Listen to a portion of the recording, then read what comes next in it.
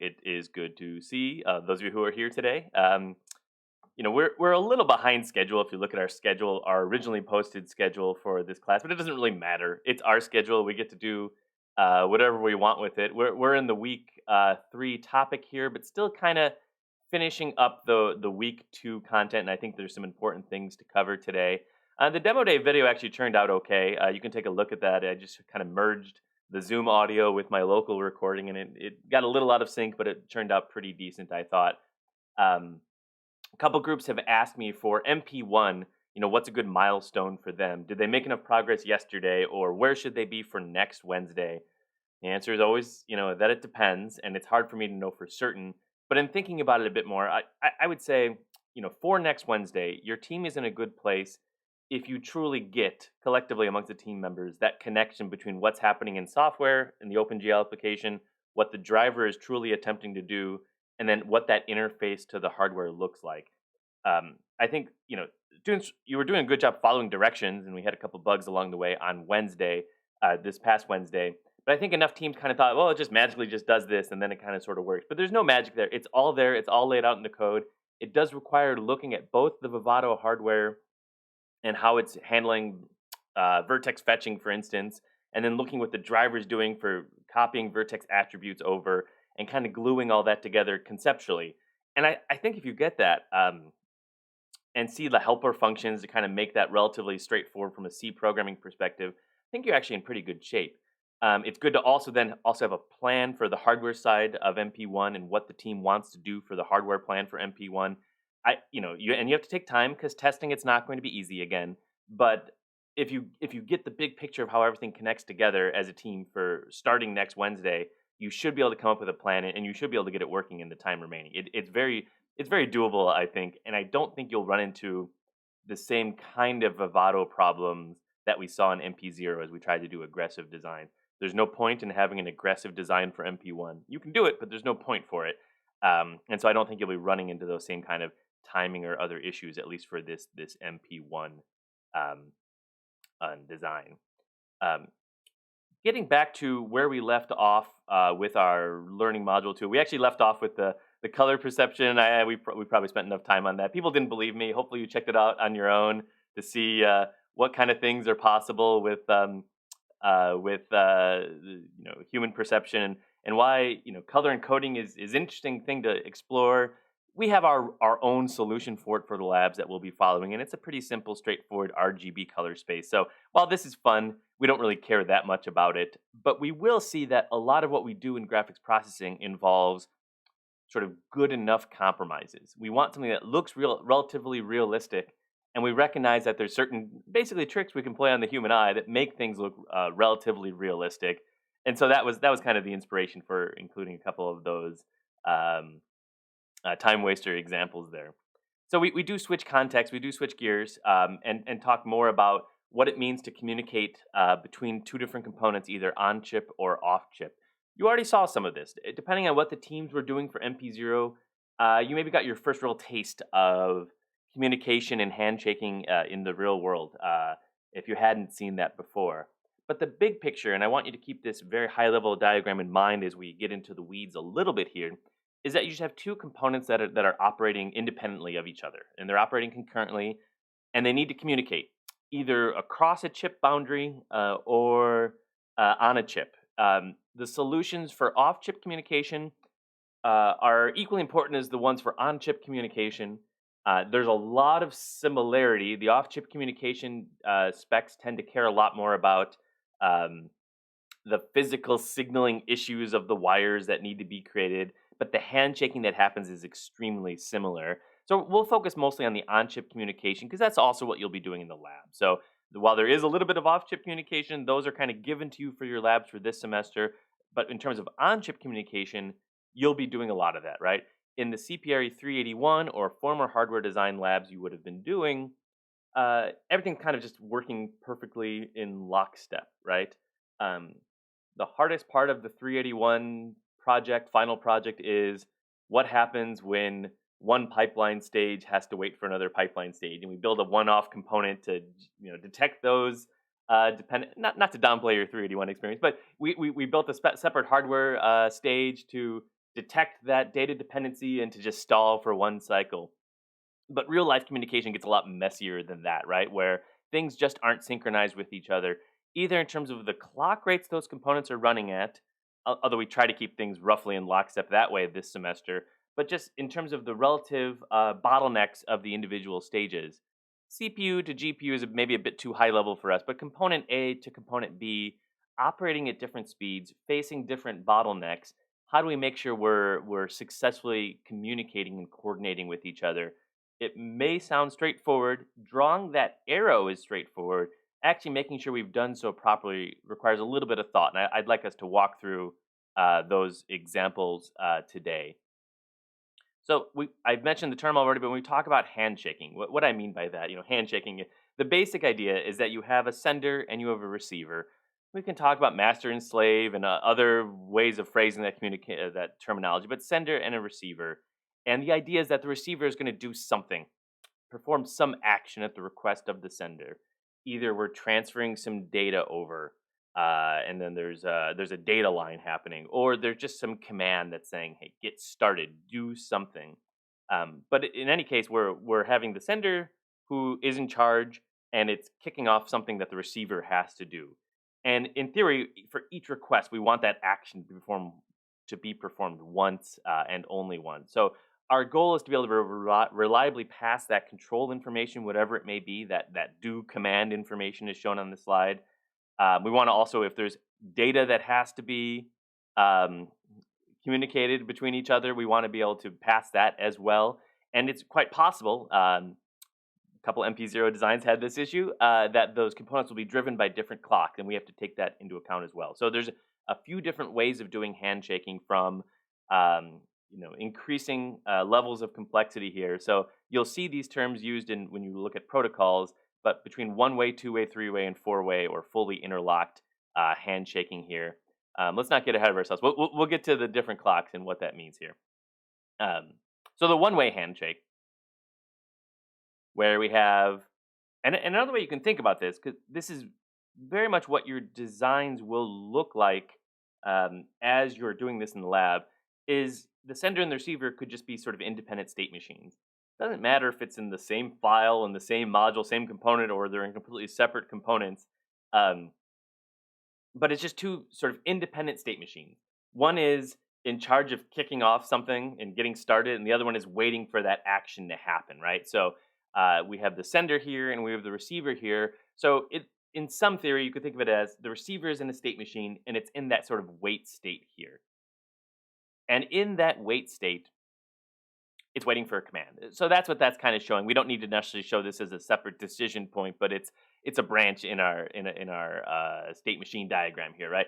If there is no command, just stay in that R wait state or that receiver wait state. If we do get a command, then do whatever, right? Whatever it is we have to do that whatever for the receiver process. We don't really care what that necessarily is here.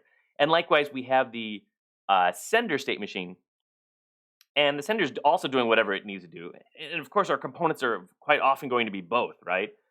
Both a sender and a receiver relative to some other component. But in this case, we have a single sender and a single receiver. And the sender is going to send that command, shown here at a very high level via this very high level timing diagram, where sender's in a certain state. It finally gets that send command state. It then pulses that command in the one-way handshake here. The R receiver is in that R wait state. It's waiting for that command to go high, and then it continues. That is our one-way handshake. The R is waiting for that command before getting started, and the S is asserting that command when it's ready to start action. It's not a very reliable way of doing things. Obviously, we're going to talk about a two-way handshake and three-way handshake and four-way handshake, so the one-way handshake's not sufficient, or it can be problematic for us. Well, not even talking about clocks yet, but that is relevant to what we're discussing here. But ignoring the clock issue, for now, for this question, assume that S and R are both running at 100 megahertz. If you built this into your design, you may or may not have a very difficult problem to debug in hardware. What could happen?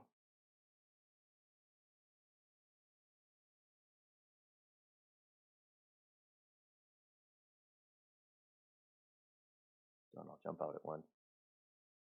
You can speak up. You can type. Yep, go ahead.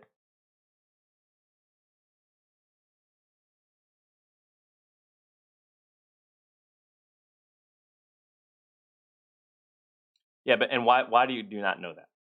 That's correct.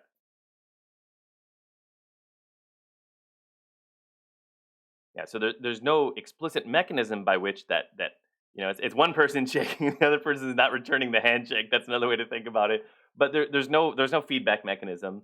But in practice, that is correct. So it may not happen. But in practice, from a state machine perspective, what could go wrong with your state machine for which this transaction doesn't happen as expected?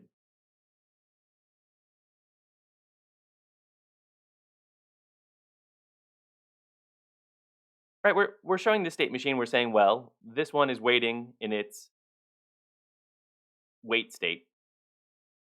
Yeah, absolutely. Thank you, Nathan. And I'm telling you, okay, we can maybe assume by default in startup mode, perhaps this is our startup state, and so we're guaranteed to be in that ready receiver wait state. Excuse me, receiver wait state at startup, and so things should be okay for that first transaction.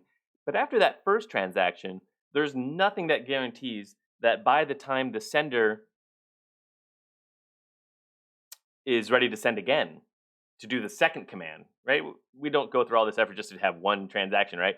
By the second time we go through this, there's no guarantee that that receiving process is going to be in that same wait state again. It could be anywhere. It could be R1 through RM. M could be 10. M could be 100,000. We don't really know, right? Likewise for the sender state. And they could be operating not at different clock frequencies, although that's also a consideration. They could just be operating at different rates, right? The amount of time between commands that we want to send can be significantly different, or even just a little bit different is sufficient for this to fall apart than the time between being ready for a command. And because of that, unless it's somehow separately designed to be in perfect lockstep with each other, you have your 381 zero dependency pipeline where there's no handshaking required at all for that reason. Um, there's a very good chance we'll just miss it, right? We'll have the potential.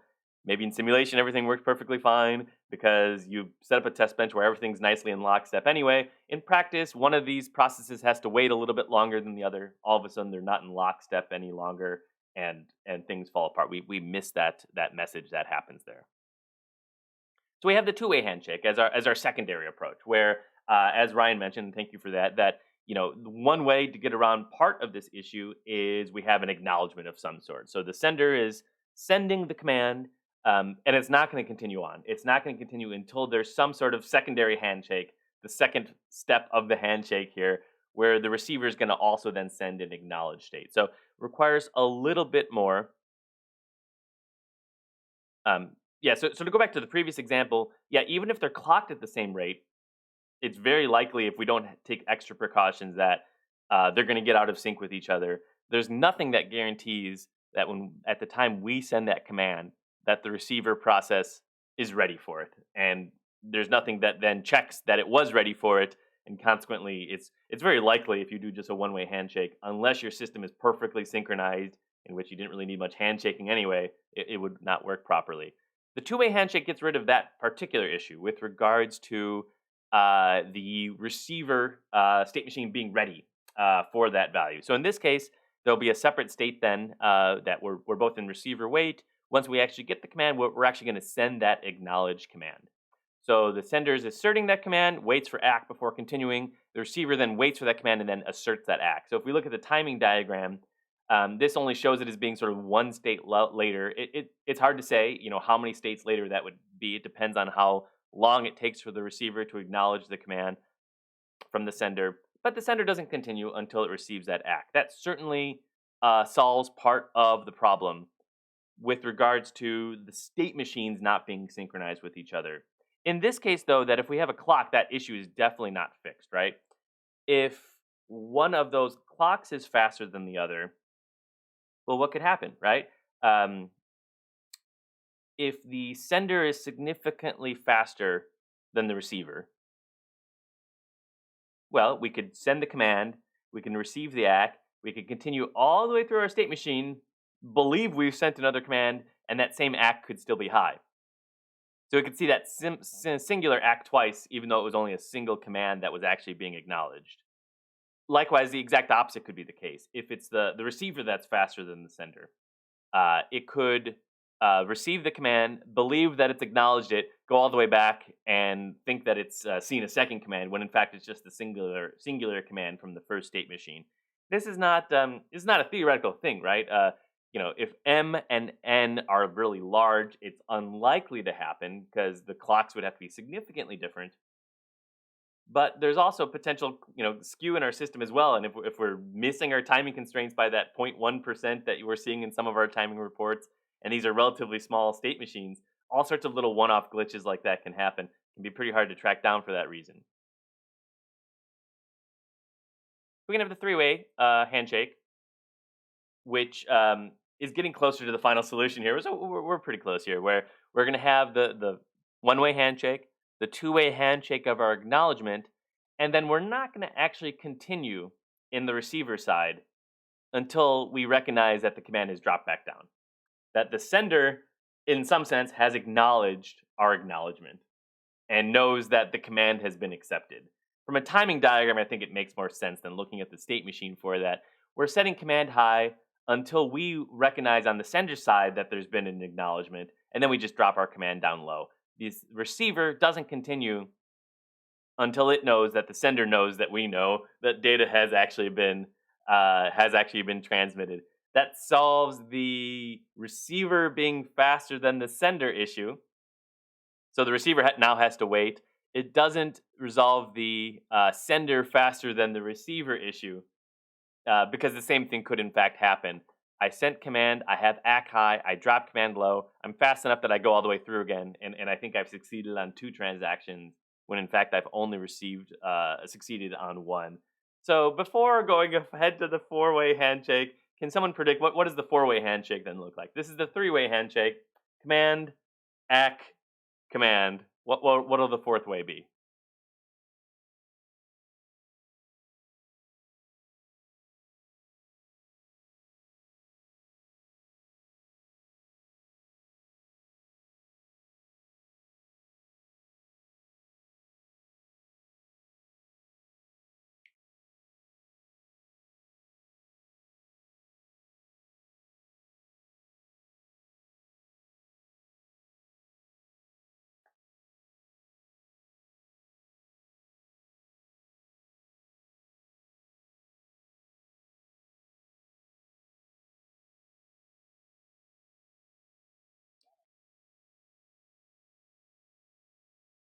So I'll note for the eventual YouTube record here, since I'm not recording your audio, it's going to sound like I was just really deep in thought for the last 30 seconds. But thank you, Matt.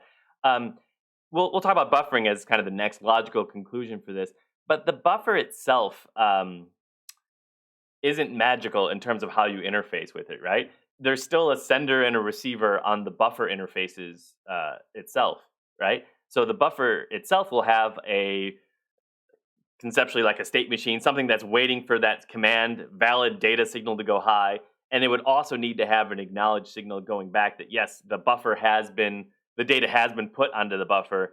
And similarly for the read side of the buffer, there would have to be a similar handshake going on. So we'll see that buffers can be very helpful for that, but they're basically just a pre-baked solution for doing exactly this, for doing this kind of 4-way handshake here. Yeah, and I think a couple of you got it. What the 4-way handshake looks like. It's the 3-way handshake in which we're also waiting for the acknowledge signal to go back down. That command goes high, that's 1. We get ACK, that's 2. We wait for command to go down, that's 3. And then we also wait for ACK to go down, that's 4. That seems relatively robust. There's still issue with actually, transmitting those signals if these things are operating at different clock frequencies. We still need a circuit that crosses that clock domain, but that's not unique to handshaking. That's any sort of interface in between components operating at different clocks. So you do need some sort of synchronizer circuit, no matter what. A circuit that's keeping track of the clock frequency the receiver is operating at to make sure the data gets buffered, and similarly for all those acknowledged signals, making sure that those are buffered at that clock frequency as well. But if you have that, then you should be able to have sort of this arbitrary handshake happening. There's a downside there as well, though, right? Maybe we can see it. This works reasonably well, but And I'm telling you not to worry about overly optimizing and having aggressive optimizations of your design, and I stand by that. But this will be pretty slow, right? Every time I want to send anything from my sender to my receiver, I'm waiting at least basically 4 of those clock cycles to happen there. And depending on if I want to be streaming a ton of data through, as we talk about now with the buffering, that's going to be pretty inefficient, right? Each time I want to send a single value, I have to do that kind of handshaking at that clock frequency between those two components there. So that's the alternative. So we've talked about this in previous classes that you have this concept of the FIFO. You would have learned about it in a data structures class as well, right? So our first in, first out buffer. If you call them FIFOs, I won't look down upon you. I hear it pronounced both ways.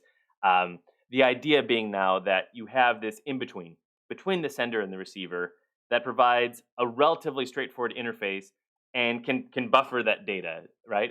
So that can hold a certain amount of transactions in flight if your system allows that to be a valid operating mode, and really then just needs to keep track of, is there any more space in the buffer for more transactions to be sent in flight?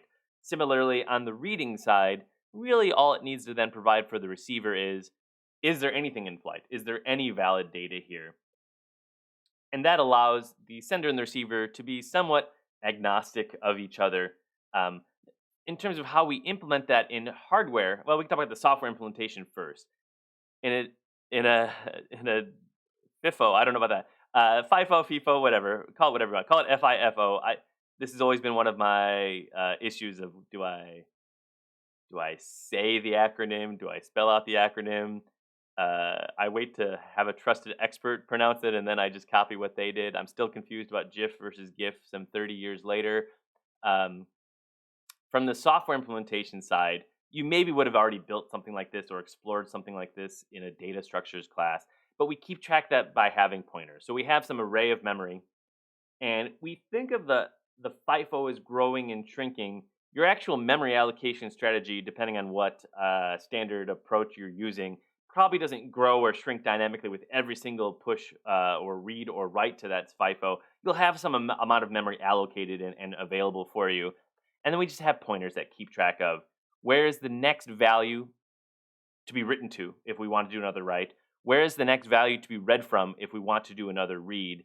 And then from those pointers, we can actually keep track of whether whether the FIFO is full or if it's empty.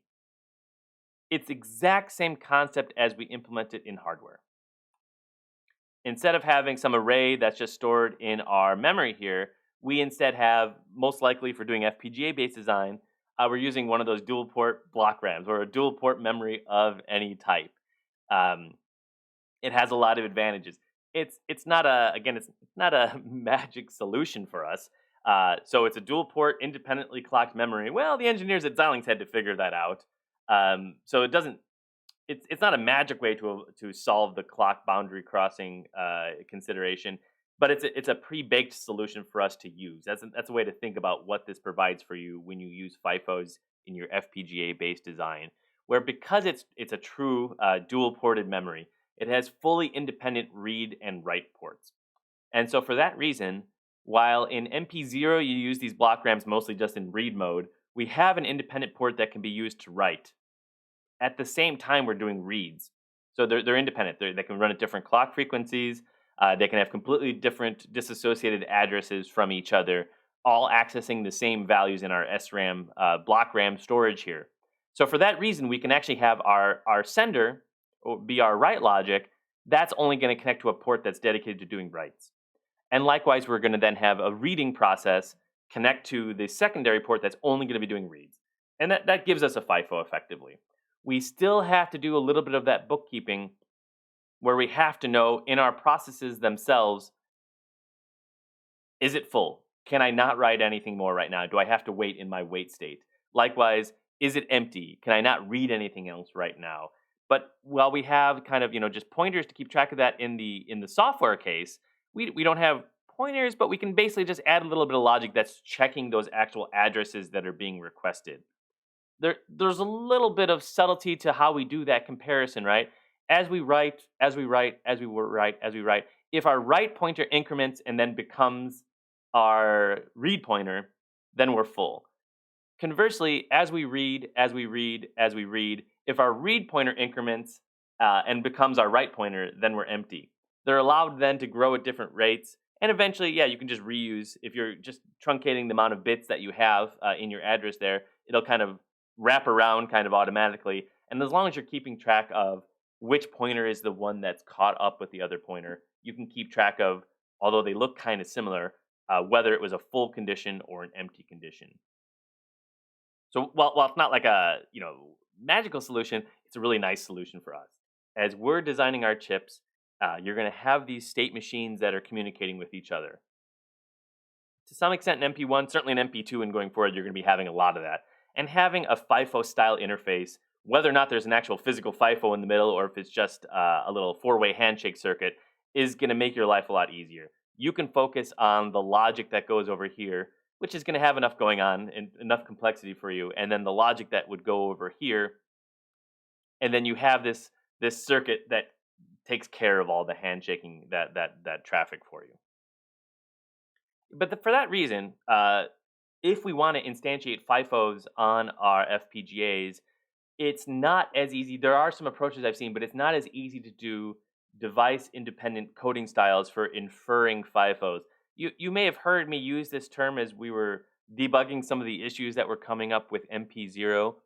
And I include the Vivado synthesis guide, which I know is 700 pages and you can't read through it. But this concept of hardware inference, the idea being we have a certain VHDL or Verilog coding style, and the tools figure out what we meant. And in MP0, that broke down for almost all the teams, which was unfortunate. That I had a hardware independent coding style based on the Vivado documentation for how to create a block RAM on your device. That's hardware inference. That's I write behavioral code. The tools are smart enough to figure out what I meant. That's as compared to configuring an IP core using a core generator to be very explicit about what I want to have in my design. There's benefits and drawbacks of both approaches. I guess we saw the drawback of the inference approach. When it works, it's great, and when it doesn't work, your design blows up and it doesn't do what it's expected to do. The IP approach is fine. There's nothing wrong with the IP approach. It's a little less, source codey. It's a lot less portable. If I need to downgrade or upgrade my Vivado version, maybe the IP core still works, maybe it no longer works. I get less insight into my logic. There'll be a simulation model provided, but if it doesn't do what I expect it to do, I have to kind of reverse engineer it. The documentation for that is whatever Xilinx engineer that day felt like posting for the documentation for that IP core. When you click that button, sometimes you get something wonderful, other times you get nothing at all for those IP cores. So there's trade-offs involved. But in my experience, at least, that when it comes time to actually generate a FIFO in your design, your life is made easier, not trying to infer one, but just to use an IP core generator. Going back to our MP0 design, that's exactly what I just did. You didn't have to touch this logic, so maybe you didn't look at it that much. But when you see these XCI files, that's what those are. And you can just directly add those to your project. They're text files that describe an IP core and basically has a line of text corresponding to every possible little checkbox or select box or manually entered value in the core generator utility for that project. Um, some of the cores Xilinx will provide as source. Others, it'll generate a black box net list that you really can't understand what's happening in it. Um, in this case, for our FIFO generator, for the MP0 use case, I just wanted to read 64-bit values and pump out 8-bit values and not have to think too much about it. Connecting to a UART, which would be the very slow receiver in that case.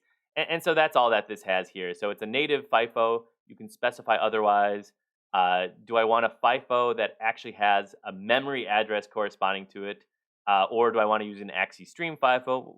We'll get to most of that today.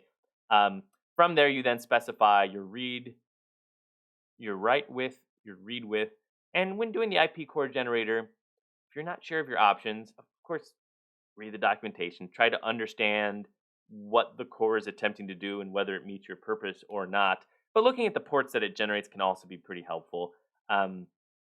This is at least what I wanted, right? I wanted a 64-bit write sender, an 8-bit read sender, and then this is going to kind of just keep track of data while it connects to the UART, which is going to be relatively slow, is only going to want data at a much slower rate than what I'm going to be able to generate and store things into this FIFO with. There's a lot of other features you can use for this. So we talked about full versus empty. There's also the option to have an almost full and almost empty, which can be nice actually. It sounds a little silly, I guess, that you have an almost full and also a full flag. By the time it goes full, depending on how you've written your state machine, it might be too late. You might be in trouble if you've gotten to full and you're ready to write something else. And depending on how you've written your state machine, um, you may wind up losing data if you're not careful. It's always fixable, but you have to be a little bit more careful. Having almost full and likewise on the read side almost empty can be helpful just as a little bit of wiggle room and allowing for a little bit of imprecision in your state machine. And you'll see a lot of logic that basically does an OR gate of my almost full and my full flag. If either of those are high, I'm going to call that good enough. It's full enough. Technically, I can write a certain amount of additional values to it, but in practice, I don't want to deal with data loss. 64 entries is more than I needed anyway. We'll make it 61 in practice. That's a pretty common approach. It's a little sloppy, right? But it's a successful approach for dealing with asynchronous communication between components here. Um, and then there's other features for do you want that to be a programmable threshold as well?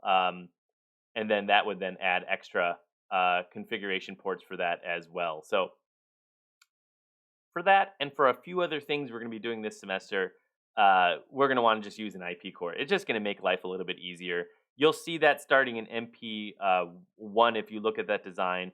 Whether we truly needed a FIFO in between every single component we have in the pipeline or not, or if a simple handshake would have worked for us, I just threw a FIFO in there. We have enough of them on chip. Even if they stay mostly empty most of the time, there's no harm. And it's one less thing to worry about when you have enough other things to worry about in your design for this semester. So let's talk about a couple of the terms that we just saw on that slide. So the AXI interface. Is it the AXI interface? I don't know. So we're going to call it the AXI interface. And if that's wrong, and when you join industry and they all laugh at you, you can come back to me and let me know. But I think AXI is fine. So you don't often see the acronyms anymore, but the Advanced Extensible Interface, it's part of the ARM standard for doing on-chip communication. The term you used to see a lot, but less recently, is the Advanced Microcontroller Bus Architecture. So that's AMBA. The AXI is the most recent version of that AMBA bus interface. There's nothing, I gotta be careful how I phrase it. There's nothing that interesting about AXI.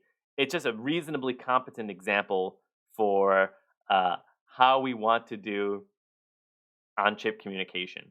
If I tasked you with this, I think everyone in this class could get together and develop their own on-chip communication interface following the same principles of doing handshakes and the like.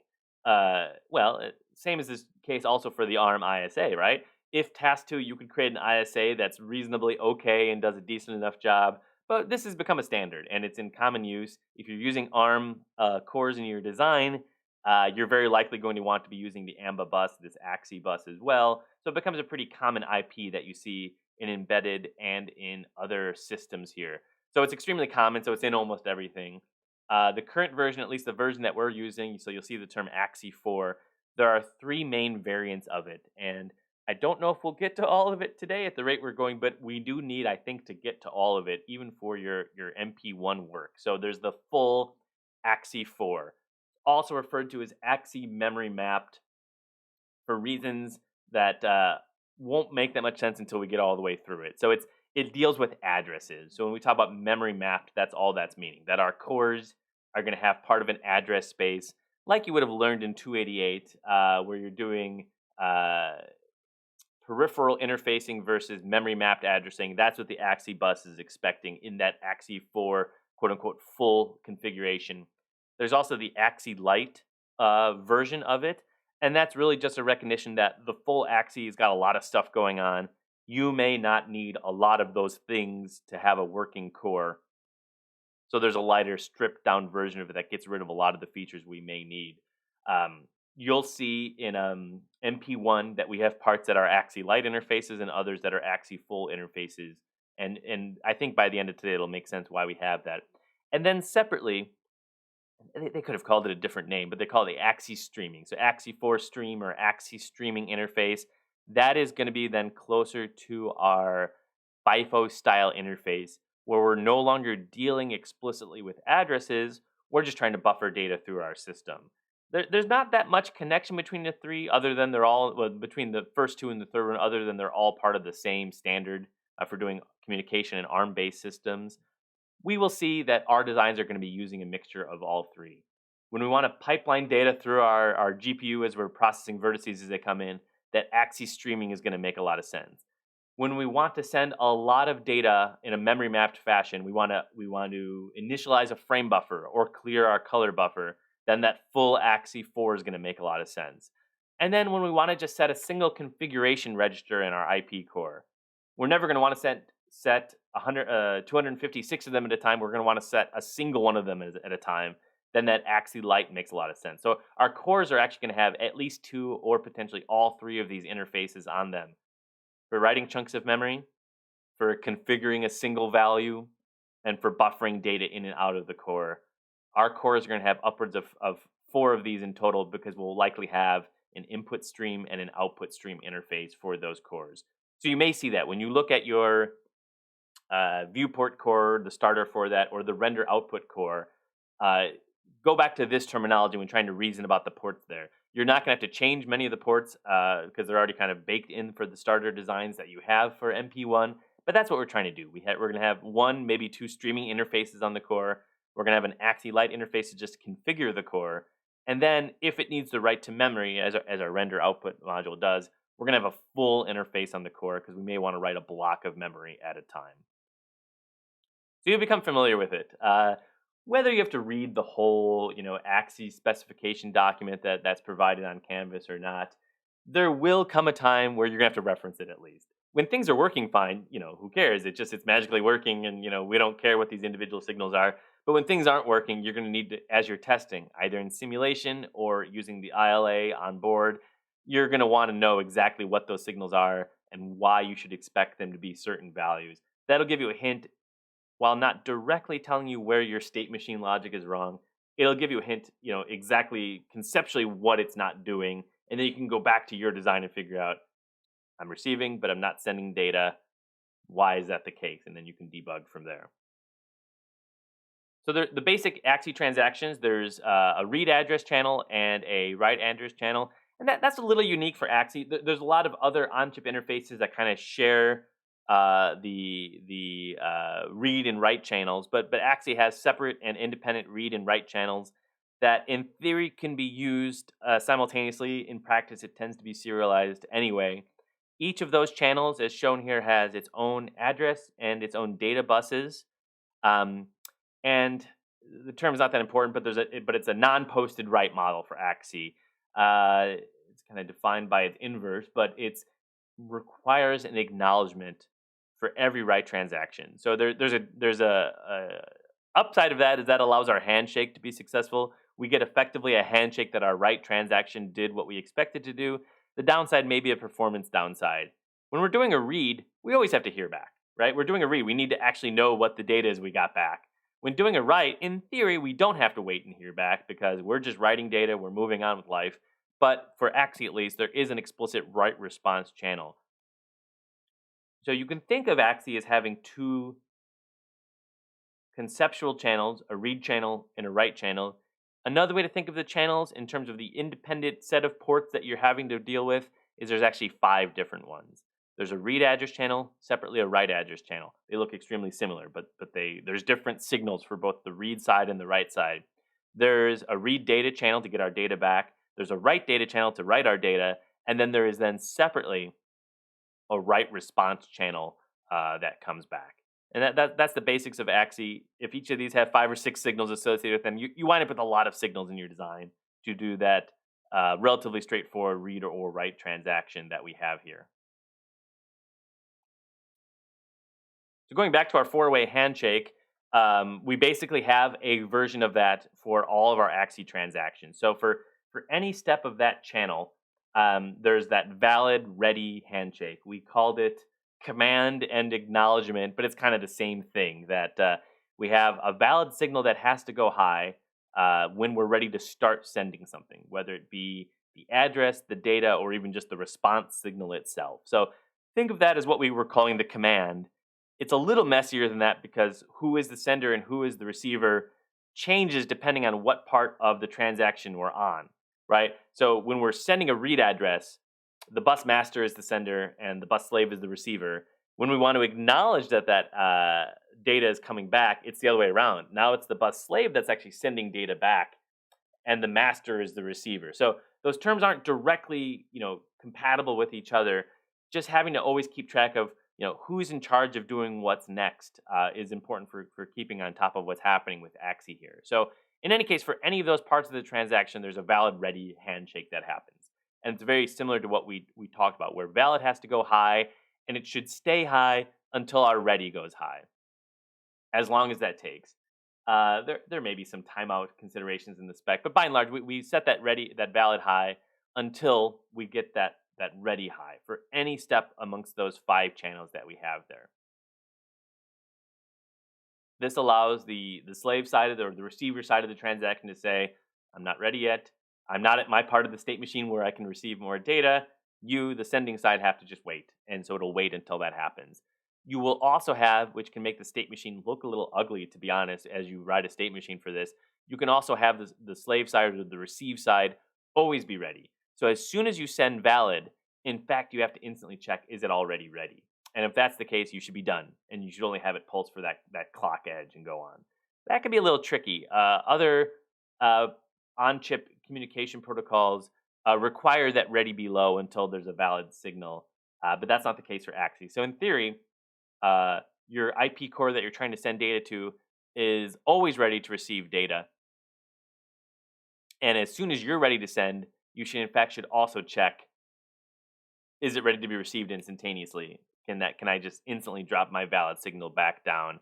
And you see something that looks like this, where the acknowledgement happens essentially right away, and so you have to be prepared for that and not wait an extra cycle because that could be interpreted as a second write request. So there's a lot of signals to keep track of. You will eventually get there. We're not building a lot of from scratch Axie masters, but we are interfacing with these signals in our design. So there's a level of familiarity you're going to have to get to. The documentation is all there, but I understand, not wanting to kind of dive into that, right? Life is short, right? When you have to, you have to. I get that. I'll just walk through a few of what we would be seeing here. This is just for those 2 channels that comprise the read interface. There's the master read address ID. So that's a 4-bit signal. That's sort of an identification tag if you want to bin our transactions into different functionality on the master side. You don't need to set anything for that. There's then the address that's generated by the master side. So that is generally 32 bits, but there's specs that allow it to go higher. We're using 32 bits in our system, so that's going to suffice for us. That's the master read address. That's only given at the beginning here. You can kind of see that here, that yes, we're going to be setting valid for that part of the channel. We only are going to have to send a single address per transaction. That's a nice feature, and not all buses have that as well, where I may want to send, I think the limit is 256 beats in a burst that I can send of data. I only have to send the address once. And consequently, both sides of the transaction have to keep track of what that means in practice.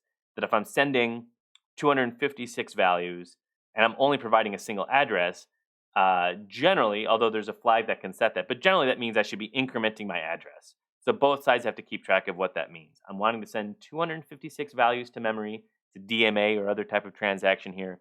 I actually only provide a single address. This bus is a one-time thing, and then this bus is going to then be able to return all those values with both sides of the transaction being compliant with this interface description, being able to keep track of what that means in practice. That length information is encoded in the AR length signal. Size keeps track of the size of each transfer in the burst. And then there's different burst types.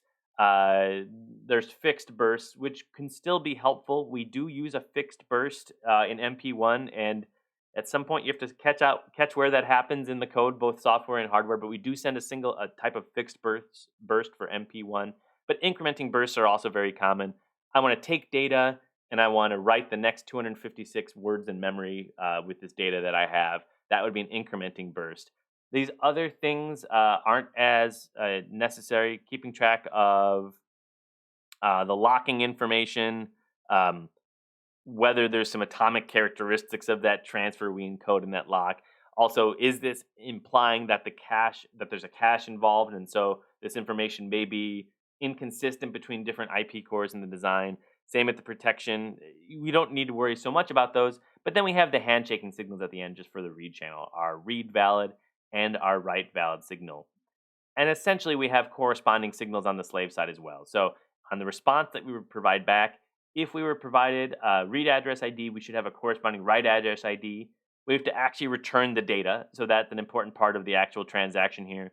And then we have our valid and last signals that we have here for that, valid and ready signals here for that handshaking that happens for our read return values coming back over the bus. Axie also defines this last signal for a lot of their transactions.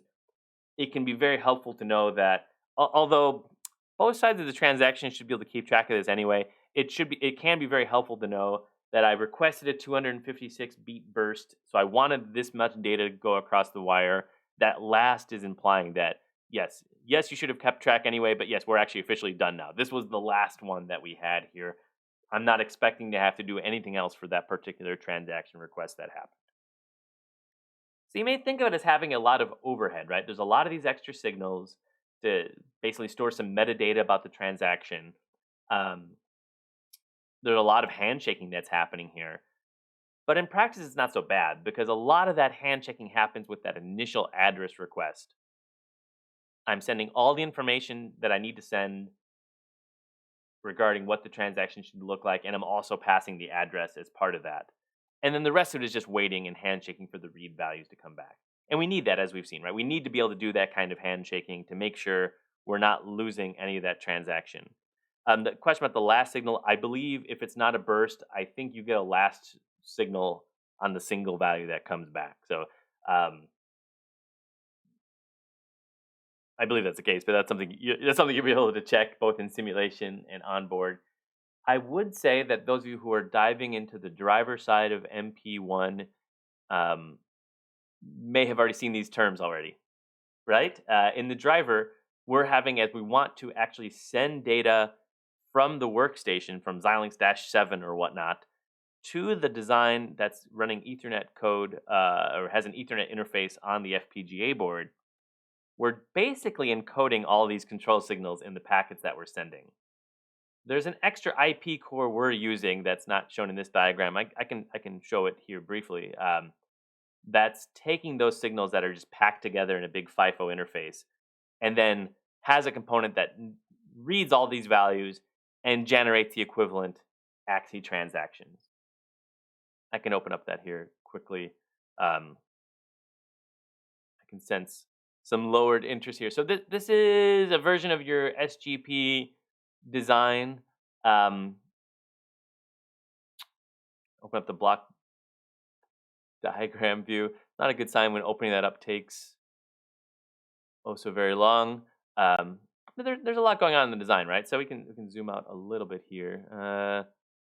Sometimes decides to draw things kind of in arbitrary ways, and there, there's a lot of copies of AXI interfaces in the design. That's the standard we use for. No one saw negative slack in there. Was there? Oh, that's nothing. 0.063. That's good enough. There's a lot of AXI interfaces in this design because that's the standard for how we're doing this communication. We haven't talked about the stream interfaces yet, but this is the Ethernet subsystem. And you don't have to change that, but it's there. We can actually look at the whole entire design at once, right, and see it's a very straightforward design with not a lot of complexity going on here. But for the Ethernet block itself, there are there is a component that should be here somewhere that's doing the real, I'll call it the heavy lifting of the UDP Ethernet design. Um, Physically interfaces with the Ethernet port and the PHY that's there on the particular chip, and spits out a FIFO of just raw byte traffic coming on that line. And I connected to another FIFO because you can never have too many FIFOs. If it's not used, if it never fills up, there's no harm, no foul there. And then actually what we have, the core that's doing the real heavy lifting here is this, and this is a Xilinx provided core that if you go to the Xilinx forums, as we talked about, they will say, don't ever use this core. You're using it wrong. You're using it for the wrong purpose. But it works exactly how I want it to for this design.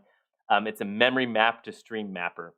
So it's going to be taking byte traffic that's encoding exactly that data. And if we look at this master AXI port here, I don't know how well you can see that. I understand it's color coded, kind of funky as well. You're going to see exactly those same signals that we were talking about there. So for our read transaction, this core is then going to be generating those signals. So that's how it all ties together in this SGP design here. Ethernet traffic comes in, the driver packing all that AXI data, AXI metadata, values for read ID and read length and the burst, read burst type. Packs that all into an UDP packet, sends it over the wire. We have a core that actually knows how to do UDP over IP. It sends it to this core after a little bit of manipulation of it, sends it to this core. This is the one that's actually making the bus transactions here.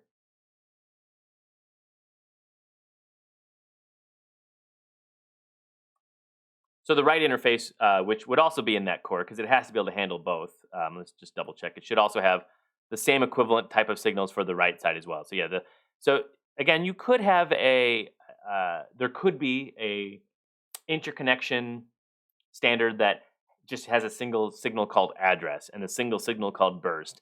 With AXI, by design, they're separate. So in theory, you can have parallel transactions from the same bus master, one doing a write and one doing a read. In practice, I just don't see that very often. So whether the distinction is meaningful or not, is debatable. But the signal should look very similar. We're setting an address ID. We're actually setting the address 32 bits in the case of our configuration. Same information about sizing, bursting, and whether it's caching and whatnot. And the same kind of handshaking with that valid ready pair, where we are setting valid, we're checking there's a ready signal there. You may be able to see that when you just look at the core here. It's a little subtle, but it's there. While Xilinx, I think, and they do a good job of this, tries to abstract away, once you connect a bus, all the low-level bus details, and you just see these thick blue lines in your design. You can always expand them, and it's smart enough to hook things up exactly the right way. So when I connect an AXI to an AXI, it knows what that should be doing. But you can see the actual arrow in the IP core block here that's showing that I'm the one. This is our bus master. I'm the one setting my address line. I'm the one setting write valid, but I'm actually reading that ready, and that ready is coming from wherever we're transmitting it to.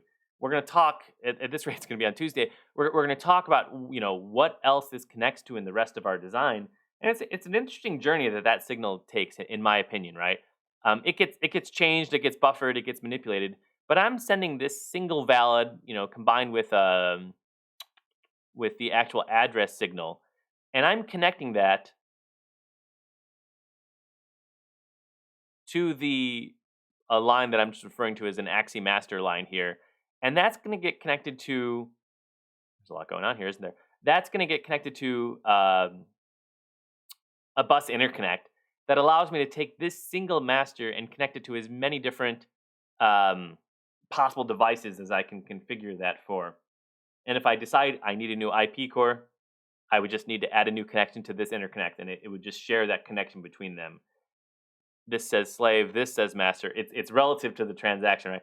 That memory mapped component, that LM-02 component, is a master on the AXI bus. It's then connecting to a slave port on the interconnect, which then connects to all the master ports on that interconnect. You have to keep your terminology straight. But that address and that valid signal connect to this component, which then, I mean, this component we'll talk about a bit more is pretty brutal, but it's actually then connecting it to all these other write valid, write ready ports that are on here. Let's see if I can find them on here. There's one, and there's one for every one of those connections that we have here, which is then going to then connect out for in the example of this first port that we have here to whatever IP core I've wired up to connect to that. In this case, it's connecting to.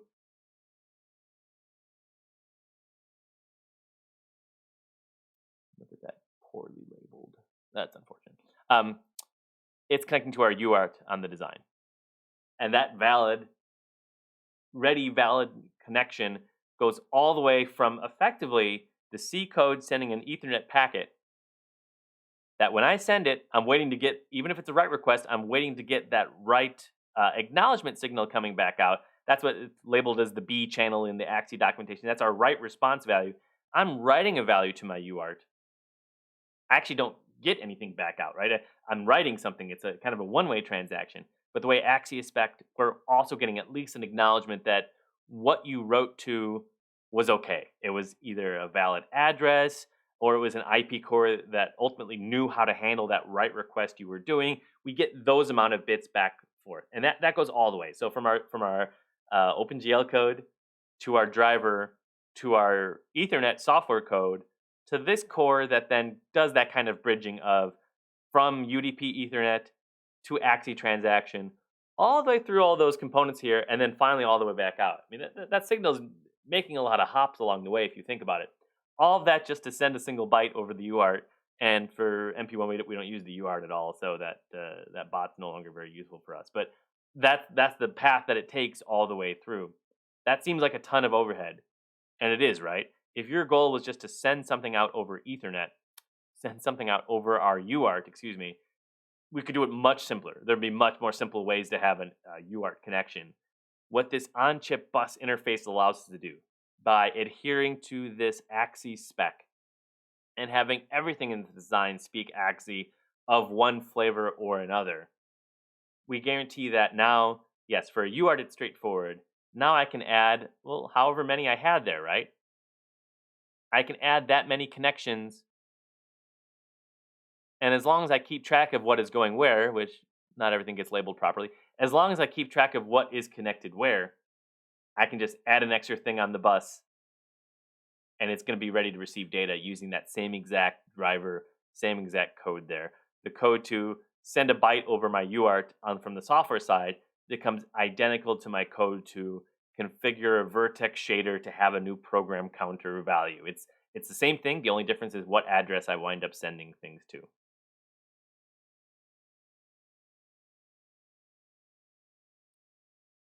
So I had an in-class exercise that I think is going to be lame if we do it over Zoom. Well, maybe I'm just over it right now. You'll get the opportunity to do this in any case. Looking at that timing diagram, I think it's a pretty important skill set to develop to be able to look at a timing diagram and to be able to determine what does that mean from a state machine perspective. You already did a little bit of that in MP0, but now I'm telling you what the timing diagram has to be. If you were to build a AXI bus master that is doing a specific type of transaction, that's what this exercise was supposed to be. I think we might be a little over it right now, but given a request, which is start the write transaction, we should be able to build a state machine that is handling that handshake scenario. So it's the same concept of our multi-way handshake, where someone externally, some other external logic is telling us it's time to get started. That always has to happen. Somewhere the bus master has to determine that it's time to actually do our write transaction. Here it's just start, but it could be on all sorts of reasons we want to start that transaction. We would start that transaction. We would then be in a state called send write address. We can call it whatever we want, but that's the state where we start to do that write address transaction. That's where we would set this line. And that's where we would also set our valid line, AW valid. That's address write valid line, meaning on the bus I have placed a valid write address. Plus all the other signals that we'd have to have the spec in front of us to know exactly what those other signals should be for a valid transaction. So they're not that germane right now. And then that same signal, that same state would then have to wait. set those values, wait for AW ready to go high. And then we'd go to the next state.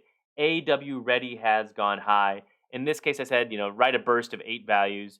You could do those 8 writes in a single state, or you could have 8 different states with a single state with a counter, or 8 different states. Logically, it winds up being roughly the same thing in terms of the logic required. And in each of those states, we would then be doing also that handshake. Set data, which someone has to provide that data. That data has to be provided for us to do that write transaction. Set data, set that valid, and then that's write data valid. It doesn't say data, but that's write data valid, and wait for write data ready. And continue on for either 8 states of doing that, or just one state in which we have a counter, and then the counter gets to be equal to 8. That's when we know our transaction is done. And then finally, wait for that write response to happen. And we have to. That is part of the bus spec. We may say, well, we had 8 happy handshakes here. Who cares about the write response? Well, the slave side does. That is part of the spec. So I have to then return back that, yes, I've acknowledged that you've actually given me a valid write response, and we can all move on to the next transaction.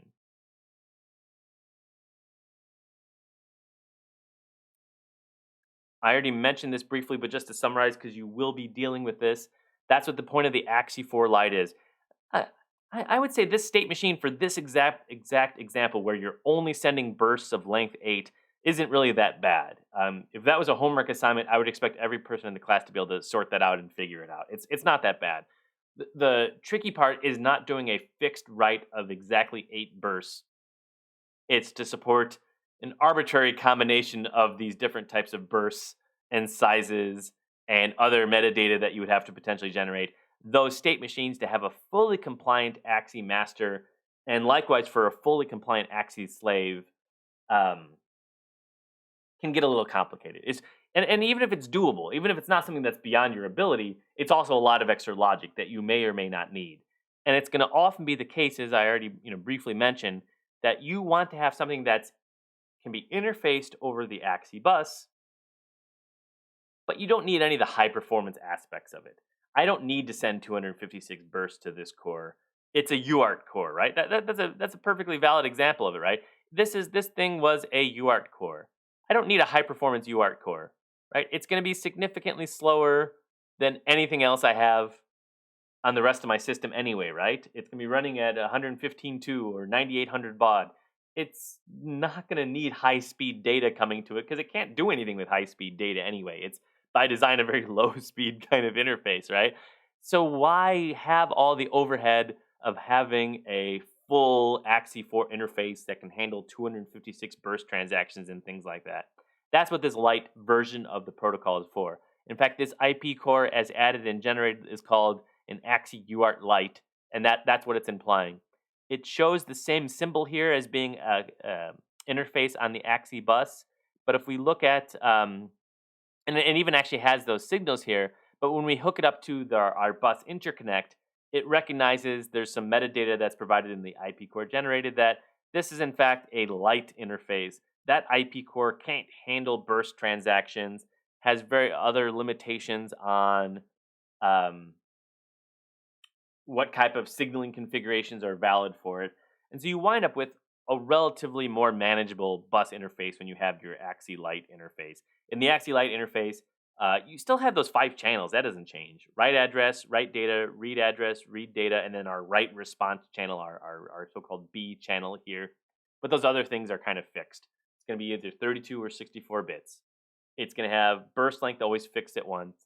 And none of that other weird special stuff about protected access or cached access or locked access, none of that is supported.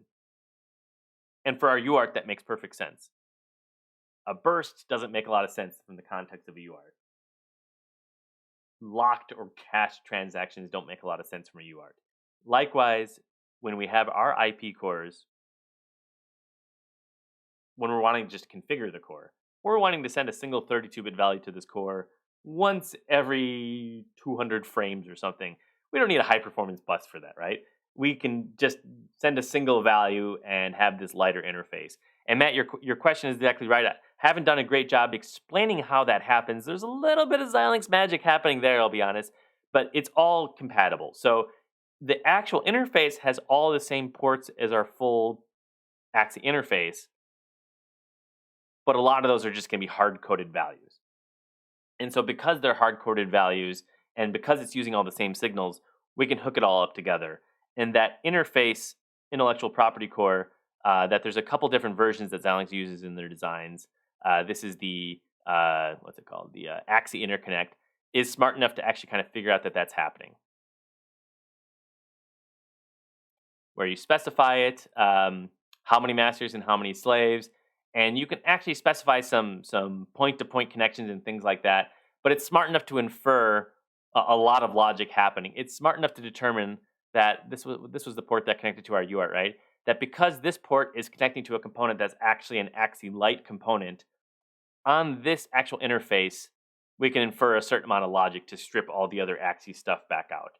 Or conversely, to convert it. If it receives a burst transaction, it can convert it to a number of singular transactions instead. So while this may look at like just a big switch and just a lot of wires, in practice, synthesizing this is going to actually take a decent amount of time. Fortunately, you don't have to synthesize it that often. You'll synthesize it every time you need to add a new core to it and you need to expand it a little bit, and then you don't need to synthesize it again. I'm going to want to leave things here for today because, and this is something you can look at offline over the weekend as you're starting to deal with this in your own cores. This third flavor of AXI, the AXI stream interface. And this is meant to explicitly provide that FIFO style point to point unidirectional interface for communication. It's intentionally much simpler than the full AXI. We're not specifying addresses at all. There is no address in AXI streaming. We're not specifying burst sizes. We send data and receive data as fast as we can, and there's none of that other metadata associated with it. We lose the ability to kind of spray traffic all over our chip and expect it to go where it needs to go, but what we have is this really nice, tight, efficient FIFO style unidirectional interface. And for us, that's going to be pretty important to have in our design as well. Um, we're building a graphics pipeline. Even though we talked about how it's more programmable now, there's still a lot of the graphics rendering pipeline that's sort of point to point, forwarding data from point A to point B and point B, and apply those transformations of certain types to the data as it goes. We're going to be using our AXI interface for doing that. And when you look at the design, and certainly when you look at the MP1 design, but you look at the graphics subsystem, for MP1, which is here somewhere. There it is. You'll see those AXI stream FIFOs between our individual components. We can talk about whether they're needed or not, but they're all going to be there to just make sure that, if nothing else, if one core winds up being faster than the other, not in terms of clock frequency, but in terms of the bottlenecks, right? For 3 vertices that come in, we may wind up having a very large triangle coming back out. So the amount of data we're generating may be much larger than the amount of data that's coming in. Similarly, for doing even our render output, it may be quite slow to write those fragments to memory, and they may be coming in faster than we can handle them. We just throw those AXI stream FIFOs in between each of those individual components. It gives us a nice, clean, kind of canonical interface for every one of our IP cores, and it just does some of the buffering for us. If one core is faster than the other, if it's bursty traffic, the FIFOs can kind of hide some of that latency associated with one core, otherwise being the bottleneck in our system. So what we'll do is we'll pick up right here on Tuesday, and relatively briefly, I think we'll be able to cover the AXI streaming interface.